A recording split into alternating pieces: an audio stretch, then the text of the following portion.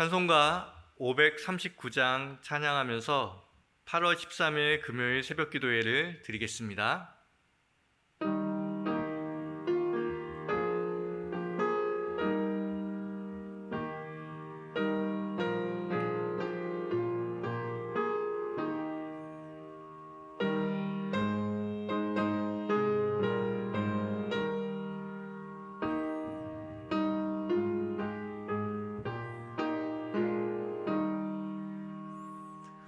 너 예수께 조용히 나가 내 모든 짐 내려놓고 주 십자가 사랑을 믿어 죄 사함을 너 받으라. 주 예수께 조용히 나가 내 마음을 쏟아놓으라. 늘 은밀히 보시는 주님 그 은혜를 베푸시리.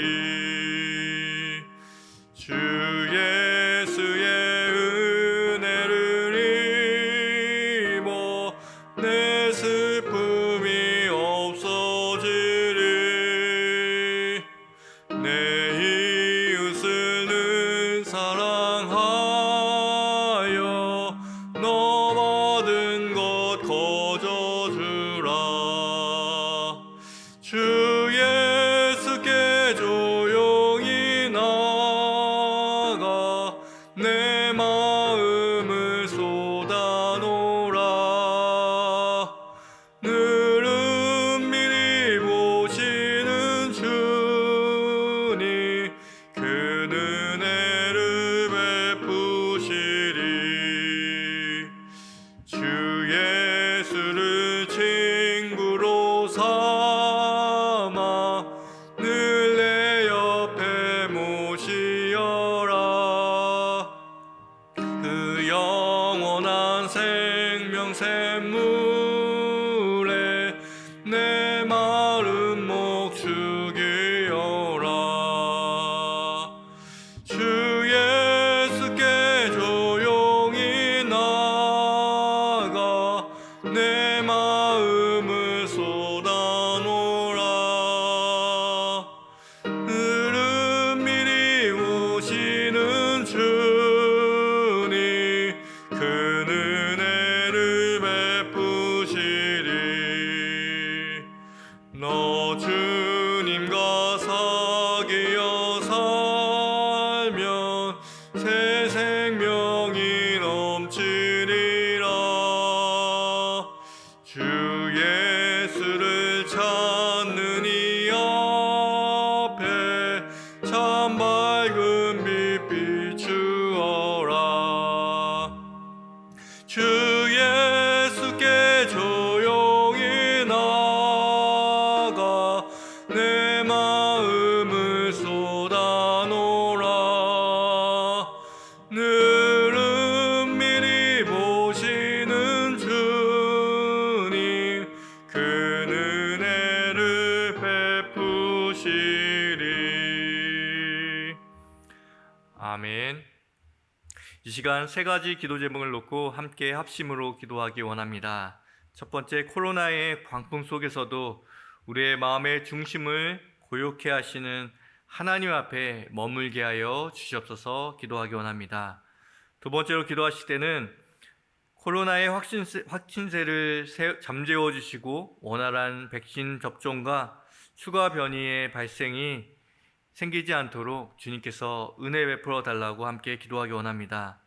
마지막 세 번째로 기도하실 때는 하루빨리 교회 예배가 회복되어 온 교우들이 교회에 모여 하나님을 예배하고 성도의 풍성한 교제를 나눌 수 있도록 함께 기도하기 원합니다. 함께 기도하겠습니다.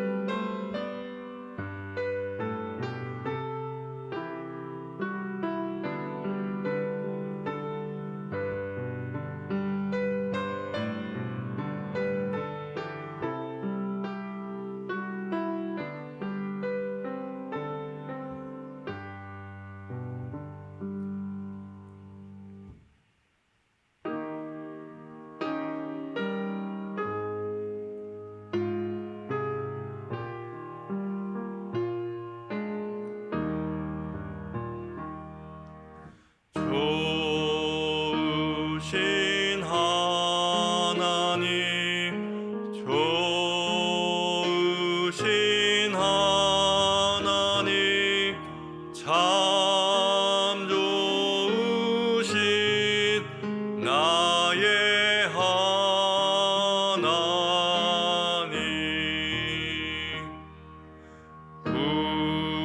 우리의 기도를 응답해 주시는 참 좋으신 나의 하나님.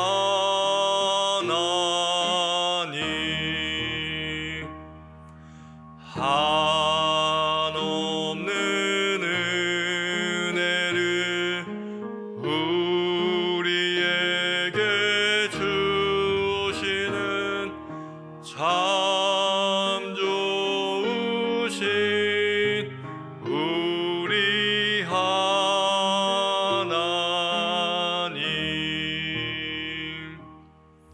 아멘.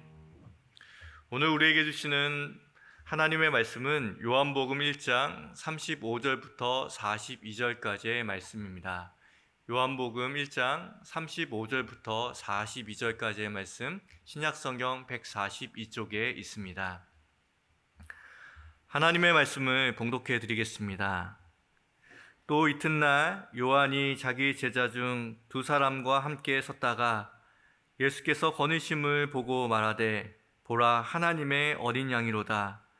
두 제자가 그의 말을 듣고 예수를 따르거늘 예수께서 돌이켜 그 따르는 것을 보시고 물어 이르시되, 무엇을 구하느냐? 이르되, 랍비여 어디 계시오니까 하니, 랍비는 번역하면 선생이라. 예수께서 이르시되, 와서 보라. 그러므로 그들이 가서 계신 데를 보고 그날 함께 거하니 때가 10시쯤 되었더라. 요한의 말을 듣고 예수를 따르는 두 사람 중에 하나는 시몬 베드로의 형제 안드레라. 그가 먼저 자기의 형제 시몬을 찾아 말하되, 우리가 메시아를 만났다 하고, 메시아는 번역하면 그리스도라. 데리고 예수께로 오니 예수께서 보시고 이르시되, 내가 요한의 아들 시몬이니 장차 게바라 하리라 하시니라. 게바는 번역하면 베드로라. 새벽에 이렇게 온라인으로 함께 예배드리는 모든 사람들에게 하나님의 은혜가 풍성하게 임하시기를 기원드립니다. 유명한 오케스트라 지휘자로 레런드 번스타인이라는 사람이 있습니다. 이 사람이 한 TV 프로에서 인터뷰 과정에서 어떤 사람이 이렇게 물어봤다고 합니다. 오케스트라를 지휘하시면서 가장 어려운 점이 무엇입니까? 라고 물어보니 이 레너드 번스타인이 이렇게 말했다고 합니다. 그것은 제2 바이올린을 키는 사람을 찾고 또 그 사람과 함께 일하는 일입니다. 왜 그렇게 이야기하는지 물어보니 이렇게 다시 대답을 이어갔습니다. 제1 바이올린을 연주하는 사람들은 참 많습니다. 그리고 그것을 하고 싶어 하는 사람도 참 많죠. 하지만 제1 바이올린을 연주하는 그 열정으로 제2 바이올린을 연주하는 사람을 찾기란 매우 쉽지 않습니다. 라고 대답했다고 합니다. 제2 바이올린 없이는 아름다운 화음을 집어넣을 수 없는데 제1 바이올린을 잘 받쳐주기 위해서는 그와 같은 열정과 힘과 그리고 노력으로 연주해야 한다는 것이죠. 이렇게 1등을 다 선호하는 세상 가운데 정말 최선을 다하는 1등 같은 2등을 구하는 일은 참 쉽지 않습니다. 누구도 2등을 하고 싶지 않기 때문인 것이죠. 자신의 노력이 평가절하되고 그리고 쉽게 잊혀지기 때문에 사람들은 2등을 하기 싫어합니다. 오직 1등을 향해서만 달려나가는 것이죠. 인류 역사의 가장 위대한 발자국으로 그 한 걸음으로 또 기억되는 장면 중에 하나는 닐 암스트롱이 이 달의 표면에 첫 발자국을 디디는 그 장면, 그것을 인류 역사상 가장 위대한 발자국이다 라고 말합니다. 그런데 이 위대한 장면 여러분들도 모두 보셨을 텐데요. 이 사진으로 쉽게 볼 수 있습니다. 이 장면을 찍은 사람이 있으니, 분명 함께 갔던 누군가가 찍었으니 그 위대한 사진이 남겨졌겠죠. 하지만 우리는 달 표면에 최초의 발자국을 남긴 닐 암스트롱은 기억하지만 이 사진을 찍었던 이 버즈 올브린이라는 사람을 우리는 잘 알지 못합니다. 그는 두 번째로 이 동시에 거의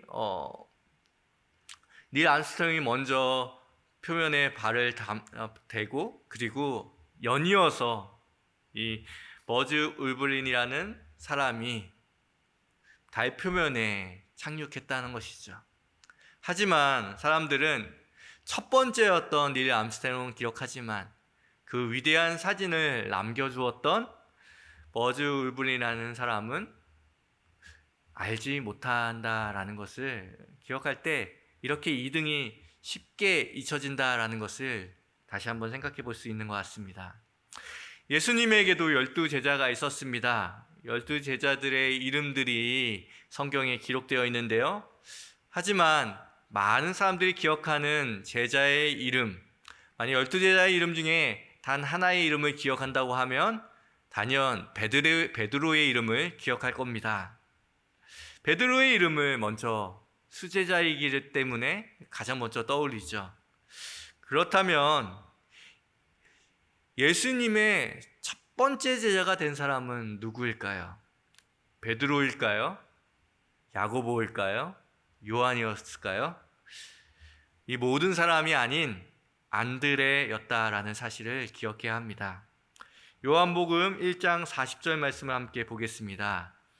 요한의 말을 듣고 예수를 따르는 두 사람 중에 하나는 시몬 베드로의 형제 안드레라 라고 말하고 있는 것이죠. 안드레는 원래 세례 요한의 제자였습니다. 스승인 세례 요한이 예수님을 소개하자 이 안드레는 예수님을 따라가기 시작했습니다. 그리고 예수님의 첫 제자가 된 것이죠. 교회는 오랜 시간 동안에 안드레를 부르는 수식어로 프로토클레토스라는 단어를 사용하였습니다. 이 단어는 첫 번째로 불림받은 제자라는 뜻을 갖고 있습니다. 안드레는 그냥 우연스럽게 첫 번째 제자가 됐던 사람이 아닙니다. 누구보다도 메시아를 찾기를 갈급했던 사람이고 메시아를 찾고 찾았던 사람입니다. 38절 말씀을 보면 그의 오랜 찾음을 우리가 발견할 수 있는데요. 38절 말씀 함께 읽어보겠습니다. 예수께서 돌이켜 그 따르는 것을 보시고 물어 이르시되 무엇을 구하느냐? 이르되 랍비여 어디에 계시오니까 하니 랍비는 번역하면 선생이라. 여기서 무엇을 구하느냐라고 예수님 말씀하시는데요.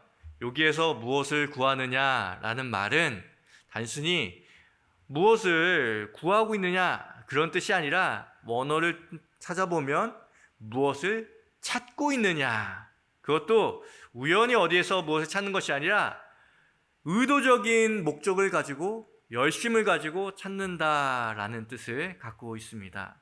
무엇을 찾느냐? 이 안드레의 오랜 메시아를 찾는 그 찾음의 열망을 이곳에서 우리가 볼 수 있습니다. 그리고 그 메시아를 찾았을 때 그 기쁨을 감추지 못하고 자신의 형이었던 베드로에게 단숨에 달려가서 우리가 메시아를 찾았다, 그리스도를 찾았다라고 말하고 있는 것이죠. 그만큼 메시아를 찾기를 갈급해야 했던 안드레의 모습을 발견하는 것이죠. 그렇게 갈급하면서 찾았기 때문에 가장 먼저 예수님의 첫 제자가 되었다라는 사실을 기억해야 합니다. 그런데 성경을 자주 읽다 보면 안드레가 푸대접 받는다라는 것을 기억하게 됩니다. 성경은 안드레를 좀 푸대접하지 않나라는 생각이 들 만큼 참 안드레에 대해서 소극적으로 소개합니다. 다시 한번 40절 말씀을 한번 보면 안드레가 참 섭섭해할 만한 말을 하는 성경을 보게 되는데요. 40절 말씀입니다. 요한의 말을 듣고 예수를 따르는 두 사람 중에 하나는 시몬 베드로의 형제 안드레라. 시몬 베드로의 형제 안드레. 그렇게 성경은 안드레를 소개하고 있는데요. 심지어 안드레가 먼저 예수님을 발견했고 41절이 돼서야 베드로가 소개됩니다. 아직 베드로는 그 존재조차도 소개되지 않은 상태에서 40절에 안드레를 소개할 때 시몬 베드로의 형제 안드레라고 이야기하는 것이죠. 누구누구의 동생, 누구누구의 아내, 누구누구의 아들처럼 성경에서는 독자적으로 안드레를 소개하지 않고 언제나 안드레는 시몬 베드로의 동생 안드레 이렇게 소개되고 있습니다.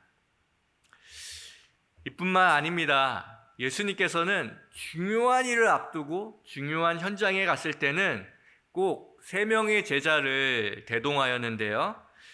그 제자는 베드로, 요한, 야고보입니다. 중요한 순간에 최측근이었던 3명의 핵심 제자를 부르실 때도 안드레의 이름, 첫 번째로 불림받은 첫 번째 제자가 되었던 안드레의 이름은 한 번도 거론되지 않습니다. 안드레는 최초의 제자였지만 언제나 예수님이 부르시는 가장 중요한 순간에는 뒤로 물러나였던 사람이었다라는 사실을 기억하게 됩니다.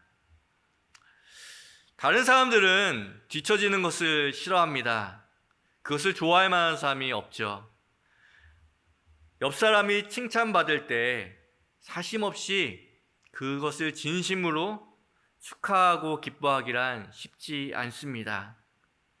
특별히 그 사람과 함께 같은 노력을 하였고 같은 목표를 가지고 나아갔던 사람이라면 더 쉽게 칭찬하거나 박수치기 어려울 것입니다.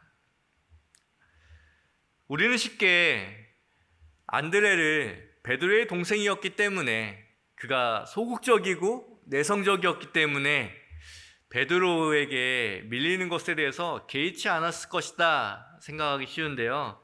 그의 이름을 생각해 보면 그가 만만치 않았던 사람이라는 것을 우리는 발견하게 됩니다. 이 안드레라는 이름은 남자답다라는 뜻을 갖고 있는데요. 성경에서는 그 사람의 이름이 그 사람의 기질과 그 사람의 성격을 나타내는 수단으로 사용됩니다. 안드레는 남자 중의 남자, 정말 남성성 넘치는 사람이라는 것을 말씀해주고 있는데요.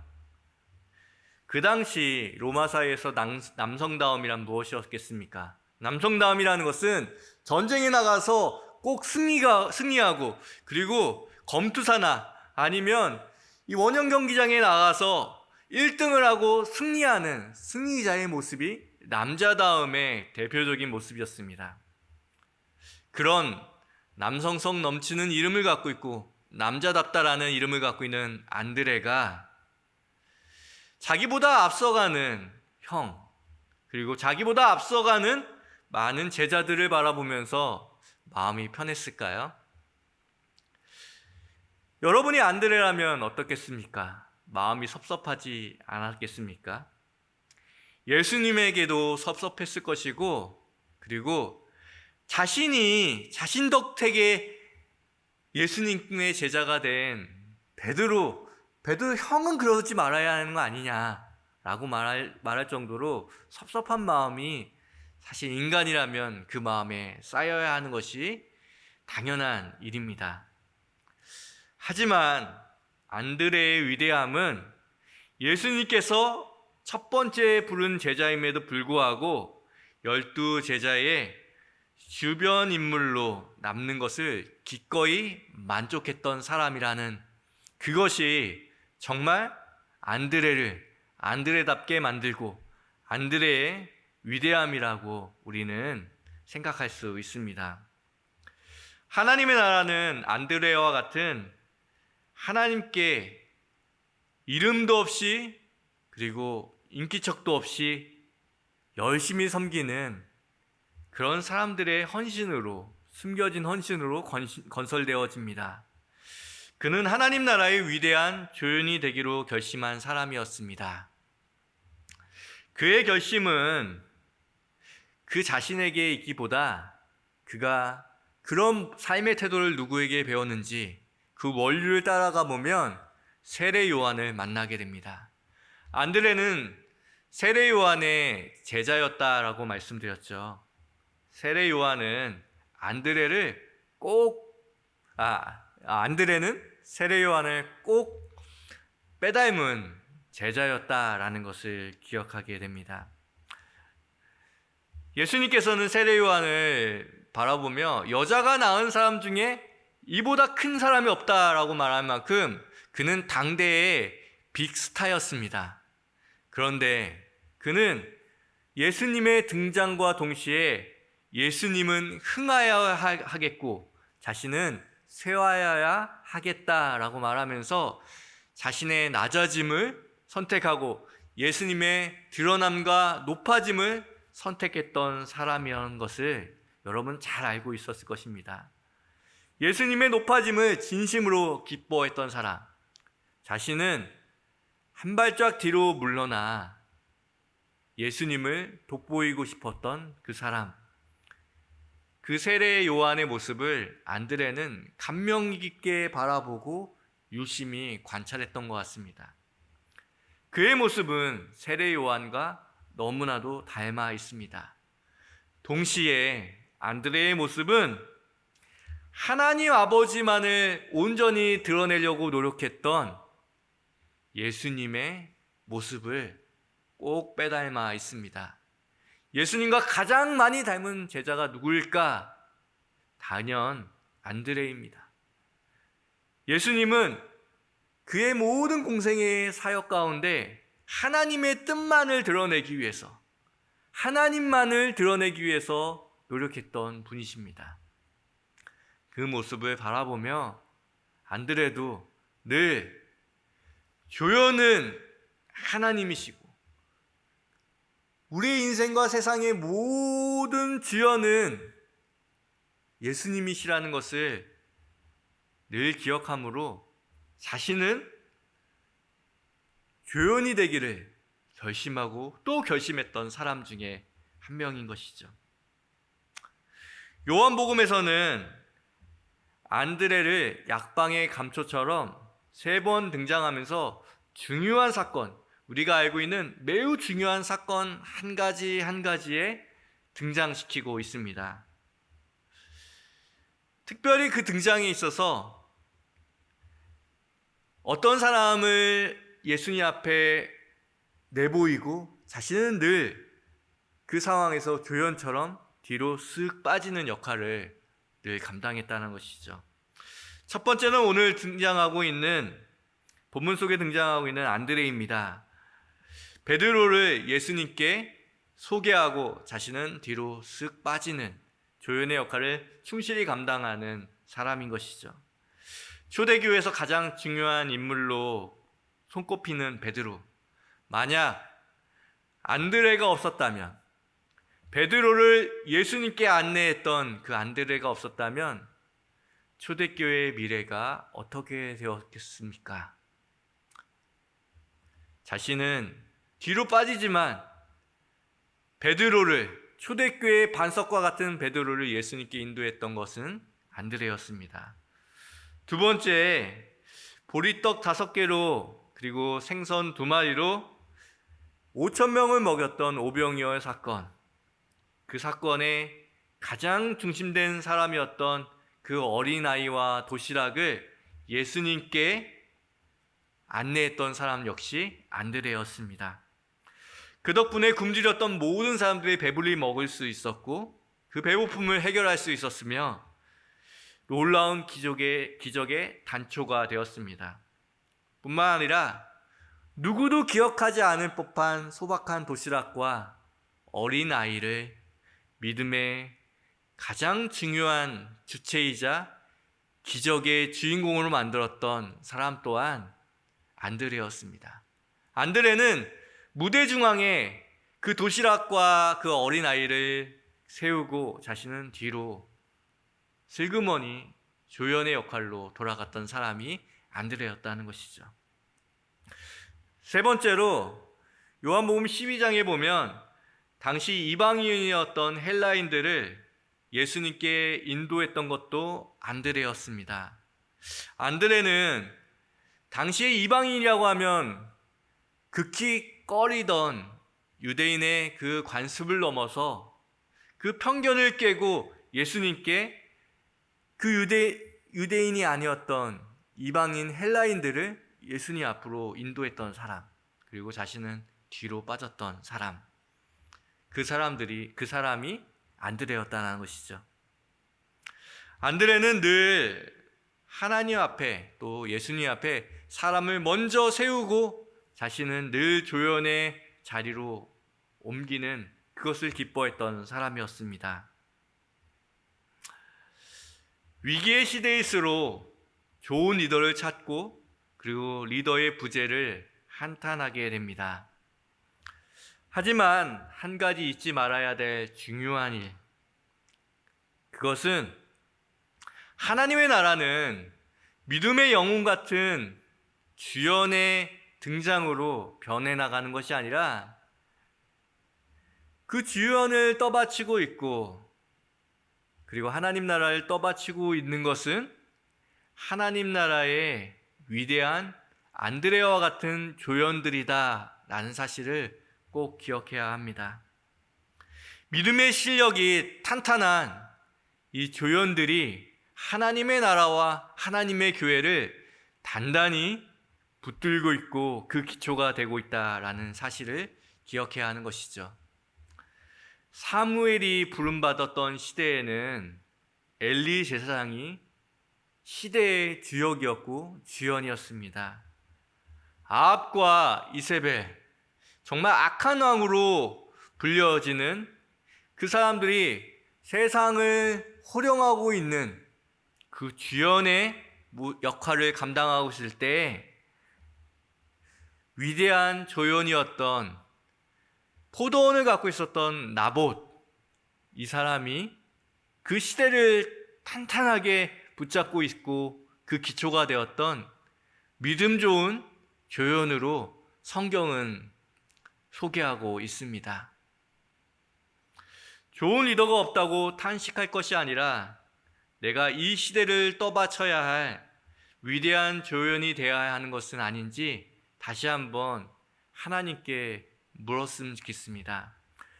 하나님께서는 위기의 때에 무릎 꿇고 기도하고 하나님 앞에 나아가는 위대한 조연들이야말로 하나님 나라를 완성해 나가는 귀한 일꾼들이라고 말씀하고 있습니다. 하나님은 여러분에게 물어보십니다. 여러분은 하나님의 위대한 조연이십니까? 내 욕망으로 하나님의 주연이 되기 위해서, 내 성취를 이루기 위해서 그 주연의 자리를 절대 내놓지 못하는 어리석고 하나님의 조연이 아니라 내 인생의 죄와 욕망의 주연이 되어버리는 그런 인생을 살아가고 있지는 않으십니까?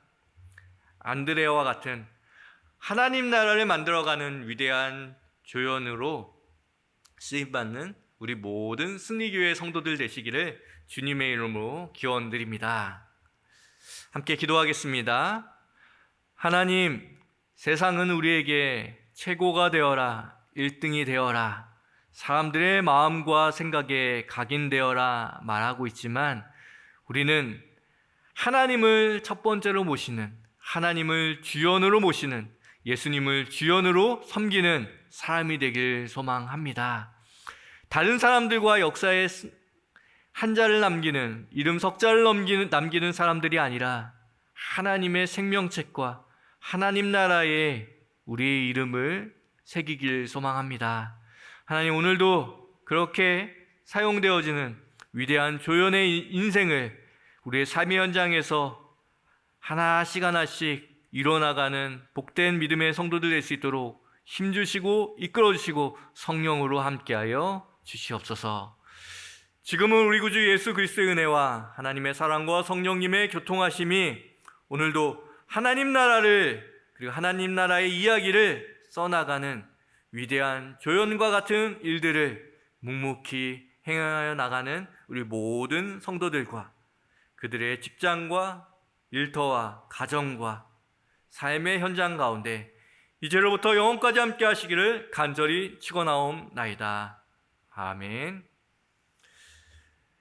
우리 들은 말씀을 기억하면서 함께 기도하기 원합니다. 하나님, 제가 여기 있습니다. 이 자리에서 하나님이 명하신 위대한 조연의 일을 지금 이 자리에서 행할 수 있도록 인도하여 주옵소서. 남들이 알아주지 못하도, 그리고 남들은 그 일들이 너무나도 약하고 작은 일이라고 말해도 하나님께서 알아주시는 일이라면 묵묵히 감당할 수 있도록 우리의 삶을 인도하여 주옵소서 기도하기 원합니다. 두 번째로 기도하실 때는 안드레처럼 주변 인물들을, 우리의 소중한 사람들을 예수님께로 인도하는 복음의 전도자가 될 수 있도록 우리 함께 기도하기 원합니다. 마지막으로 어두운 시대에 하나님께 쓰임받는 리더를 키워낼 수 있는 아름다운 승리교회가 될 수 있도록, 승리교회의 주역은 다음 세대입니다. 하나님께서 다음 세대를 세울 수 있는 조력하는 자로 우리 승리교회가 쓰임받을 수 있도록 함께 기도하기 원합니다. 함께 기도하겠습니다.